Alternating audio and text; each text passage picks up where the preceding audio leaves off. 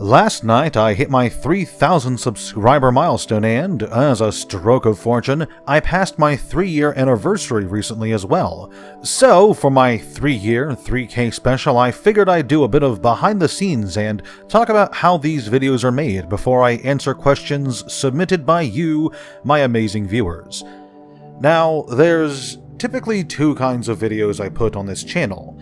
The first is my lore videos, and these can have a varying degree of effort put into them. Lore videos start off simple, usually either with a topic I want to talk about or one submitted by a viewer. Occasionally, a lore video will just be a story reading, and these ones are by far the easiest to work with. Just start up my recording gear and go.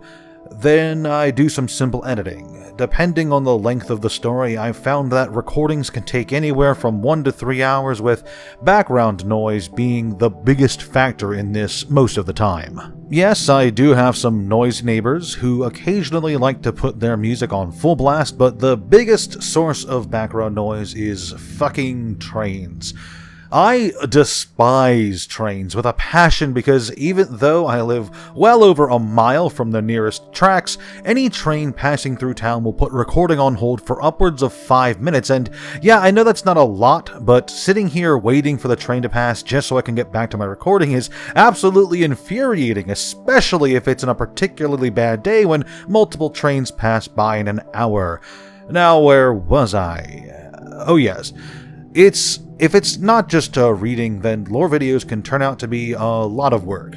After I get a topic, let's use Joda as a potential example, I get to work researching. Believe it or not, I'm not some amazing lore expert who knows everything about Magic's story. I'm just not that perfect. For Joda, for example, I have to look into all the possible lore sources. This typically starts over reading through the MTG wiki, where I look at what books or comics he's appeared in, as well as any miscellaneous articles or references, usually from the Wizard's mothership. The wiki itself is rarely a source of information. Some of the lore articles over there have incorrect or missing information on them, and others are just copy-pasted from the WotC articles. After hunting down as many sources as I can, I get to reading. There's basically no Cliff Notes version of any Magic novel as far as I'm aware of, so for Joda I'd have to go through the entirety of The Gathering Dark, The Eternal Ice, The Shattered Alliances, Planar Chaos, and I think there's some miscellaneous stuff on the Mothership. For most characters, it would end here, but Joda is a character who, like others, he's appeared in several novels across a multi-year, 10-plus year time frame, so I'd browse a bit more online to see if he pops up anywhere else. Sometimes there'll be a minor appearance in some other novel that either isn't mentioned on the wiki, or I just forgot about at some point, or they'll have an appearance in a magazine story such as the old Duelist magazines, or there will be a paragraph or two revealing new information found only in the player's guide that used to come out with fat packs all those years ago. Regardless, once I've gathered as much info as I possibly can, once I'm satisfied with it, I get around to organizing it. For the sake of easy-to-listen-to videos, I throw out a lot of details, and I try to stick to what's crucial for a story. So individual conversations, interactions, as well as specifics of a fight are almost always tossed out in favor of a smoother script. During this time, there's a lot of cross-referencing to make sure the overall basic script is not only coherent, but as correct as it can be. Are all the story elements in the right order? Does anything from one source contradict anything from another? At this stage, my script resembles more of a list of bullet points than anything else, but once I'm satisfied that all the pertinent information is in place, I begin actually writing. And writing, it's the hard part. I am not a writer, and in fact, I fucking hate it. Writing an intro to 90% of the videos you guys see is an agonizing process for me, just because, yeah, I know what I want to say. I have all the information I want to share, but how to say it and present it to you, my viewers, is always difficult to figure out for me. I can't explain it well, but trust me when I say writing the script for a video is easily the longest part of the process, and yes, that includes videos for characters like Joda, who have 4 full novels to read through before I can even start. The basic script can take any amount of time to write. Some take a few hours, others take weeks, and once that is done, I'll usually read through it a few times before making revisions and edits. Sometimes I'll add information that, on second thought, I'm like, that looks pretty good. Other times I'll take something out, but, I'll edit it, I'll revise it, and at some point during this time, I'll start looking for pertinent flavor text from one of the cards, usually, to put at the start of the videos. It's usually one of my favorite parts of the video making process, is finding that neat little piece of flavor text to put at the very beginning to really set the tone of the video or the character I'm talking about. Now, with the script finished, revised, and looking as good as I can possibly make it, I then record. For most of my videos, recording takes less than an hour unless I'm having a really bad day. Over time, I've learned better recording techniques, how to breathe better so I can speak longer, and how to better nullify background noise. Listen to some of my earliest videos and note the difference to now. Please say that I've gotten better, because I really need that confidence boost. Now, once recording is done, I'll scour the internet for images to use in the actual video itself. 99% of the time, this will just be cropped card images from Scryfall, but occasionally an artist will post high-res art, which is always amazing. It always makes me happy to see it.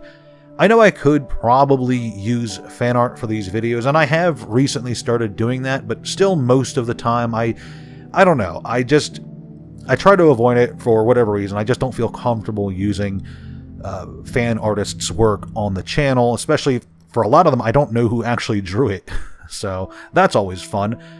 But I do have a huge fan art collection. I'm always happy to see fan art from the game. I just don't often feel comfortable using it for the videos, unless it's for a very specific type of video. And finally, once all of that is said and done, the video is edited together and posted for you all to enjoy. Because of the variables, a lore video can take anywhere from 2 hours to over a year to put together. I am not joking. Once it's up, I can bask in the 100 or so views and a handful of comments and receive the dopamine rush that comes from being a hyper-niche micro-internet celebrity before moving on to my next project, which will often take a similar amount of time for a similar reward. Oh, the second type of video is memes. I post whatever I think might be funny. These take like 20 minutes to slap together and typically get some of the best views. I'm so glad I put all this effort into it for this channel, yay! With all of that rambling out of the way, what kind of milestone video would this be without an obligatory Q&A session? In anticipation of the big 3K, I reached out on YouTube and Discord asking you, my viewers, if you had any questions for me, and, well, you didn't disappoint. Let's begin. What got you into magic and when? I had been reading magic fiction since maybe 2007. I started with The Brothers' War. A friend had recommended it to me. I enjoyed it quite a bit, but I didn't really get into the game until around 2014, when Yu-Gi-Oh! Had just gotten too bad to continue enjoying. I had been playing Yu-Gi-Oh! Since its release in like 2000 or something like that. And over time, I've just had less and less fun with the game as more crazy mechanics came out, more powerful decks. The power creep got out of control. So one day I went to my local card shop, asked the owner if he had a different card recommendation, and he directed me to Magic, and I've been playing it ever since. Which commander would be the easiest to build a Vorthos-themed deck around that can function alongside the usual EDH strategies and power levels? Well, Sisay, Weatherlight Captain is... 5-color commanders don't count. Bitch! I would have to guess one of the guild leaders from Ravnica. All 10 of the guilds have received a load of support over the years and feature plenty of strong cards. Orzhov might work best, giving you access to good draw and tutors, as well as some strong creatures and board wipes, plus taxes. And there's plenty of options to choose from in the Legends department, like Teysa, and Teysa's uncle. Of the Star Trek main protagonist captains from TV movies, what colors would they be, and do you think they'd be planeswalkers or just legendary creatures? I'm not actually familiar with Star Trek all that much, and what I do know comes mostly from memes. If I had to guess, Kirk would be red and Picard would be blue, and yeah, they would probably just be legendary creatures. Best guess as to what Urza's and Mishra's surname is, and why is it O'Brien? I couldn't possibly fathom. We know basically nothing about their family other than the fact that their father was a noble and married some harlot. I'll go with Macbeth, since it tickles my pickle. You can have one character who has not had one get a novel. The novel is guaranteed to be good. Who do you give the book to? Shit, only one? I'll go ahead and count comic runs as novels, so that disqualifies our boy Dag. I suppose I'd like to see more of Azor. He interests me as a character because what little we do know about him makes him seem like one of the better Old Walkers. This guy was really just going from world to world trying to make people's lives better. A book could show off more of his history, his motivations, his impact, and, more importantly, how the hell he managed to get fucking Rakdos to sign the Guild Pact. What, in your opinion, is the plane with the worst top-down design in its flavor? It's easy to pick on New Capenna thanks to a bit of recency bias, but in all honesty, I think the worst was Call Time. Call Time is the perfect example of what you get when a world is designed with all the style and no substance. Wizards just took Norse mythology, slapped a coat of magic paint on it, and pushed it out the door. Nothing interesting was really tried here, and the entire world comes off as lazy and rushed. If we never visit Call Time again, I'd be very okay with that. How many calories and how much caffeine powder in each video? I rarely drink caffeine when working on videos, if only because my primary refreshment is shitloads of water. But if a video takes long enough to work on, I will of course get food breaks, grab a sandwich, whatever's on hand, really. Which character that is only mentioned in flavor text is your favorite, e.g. no legendary, not featured in released fiction, etc.? Cosper Lowe might be pushing it a bit, but I am genuinely surprised that this guy has not gotten a card yet with all of the Commander products being pushed out. He's got flavor texts in all 3 Innistrad blocks and is mentioned in the Planeswalker's Guide to Innistrad, and I think he's even in the art book. Are you a Phyrexian? No comment. Which MTG planes are your favorite and least favorite, and why? My favorite planes are probably Lorwyn and the original Tarkir. Lorwyn is for me the ideal fantasy plane with top-notch world building and flavor. Tarkir was the plane of the first real set I started with, and the lore of the clans and the khans really resonated with me. It's hard to pin down a least favorite plane, but nothing introduced after War of the Spark was especially interesting. As I said before, Call Time in particular was just lazy design, and it might go down in history as one of the worst worlds WotC ever released. Favorite character arc in Magic and why? Krovax. He's a shining example of what can go wrong with a hero. Here we have someone with the potential to be just as great and impactful as Gerard, but because of some misfortune along his journey, he ends up falling in with Phyrexia and becomes one of the bigger threats to Dominaria. Krovax is pretty tragic and is probably my favorite Weatherlight member, thanks in part to how sad his story is. Top 5 favorite cards. Sliver Queen is number 1. She's at the very top, no questions asked. She is the best card in the game. Reassembling Skeleton is an all-star and absolute champion who tends to be really great in any deck I need him for. Shahrazad is an amazingly flavorful card, and I built an old-school deck just to play with it. Dark Depths is another one of those really cool flavor designs, and I tried so hard to get one when I first started out, and I think summoning a 2020 is just amazing. And I suppose over the years I've really warmed up to Nalathni Dragon. I kind of thought it was awful when I first saw it, but now I have a small collection of these guys. What is, for you, the best relationship in terms of writing in MTG? I know it wasn't for very long, but I quite enjoyed the weird buddy cop angel knight thing going on between Feather and Agris Kos. If Kos wasn't dead as hell, I'd ship these two, but oh well, shame. What parts of the lore would you change if you could? What's your favorite mechanic in the game and why is it banding? If you could punch any character in MTG in the face, who would it be and why? Please! One thing at a time. If I could get rid of or change one thing, I suppose it would be the mending. Weakening planeswalkers to make them more relatable was a bad call in my opinion, and it leads to some logical problems down the line. This is definitely a topic for its own video, as I have some strong opinions on it.